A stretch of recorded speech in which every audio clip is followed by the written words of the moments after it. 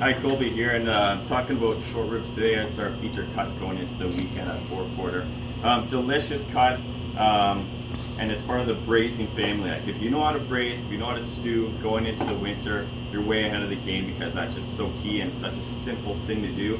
We're going to be shooting a video on how to do that later. We've done it with beef shanks, it's the same process, but we really just want to show you the process so you have that tool in your cooking, your tool chest in the winter. So yeah, a bit about the beef short rib. So it's from the shoulder, first 4 ribs, and sits like right near where the brisket is. As you can see, very, very marbled, very, very flavorful. You get flavor from the bone. The meat has nice marbling, so it's nice and flavored there as well. A couple different ways to cut them, and I'll show you. One, the English cut. So as you can see, 1, 2, 3, 4 bones. English cut is cutting right between the bone, and that's your cut right there.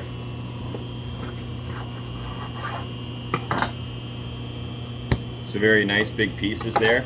That is a very big portion. If you wanted to cut it into 2, we can do that for you. And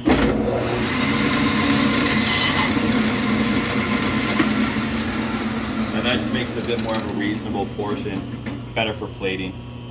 So that's step 1 as far as cutting. And then really there's only one other cut, and it's the cross cut. So it's the 4 bones going this way, instead of going vertical with the bones, you're going horizontal across them. So I'll show you that on the bands out here.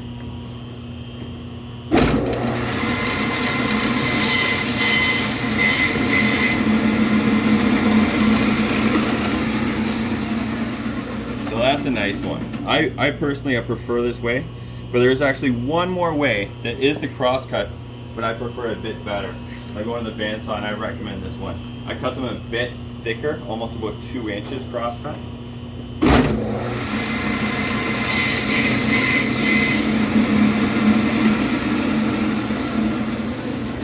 And then from there, I divide the 2 bones.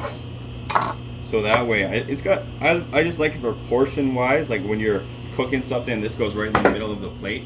That's a really nice portion. This one sort of sits across the plate. It works as well, but I personally just prefer this one. So there, your different options there. Your English cut in half, your cross cut, and your cross cut in half. So there you are, and we will feature how to braise them. And then once you know that, once you master that, you're good for the winter. You can use any cut. So stay tuned for that. Thanks a lot.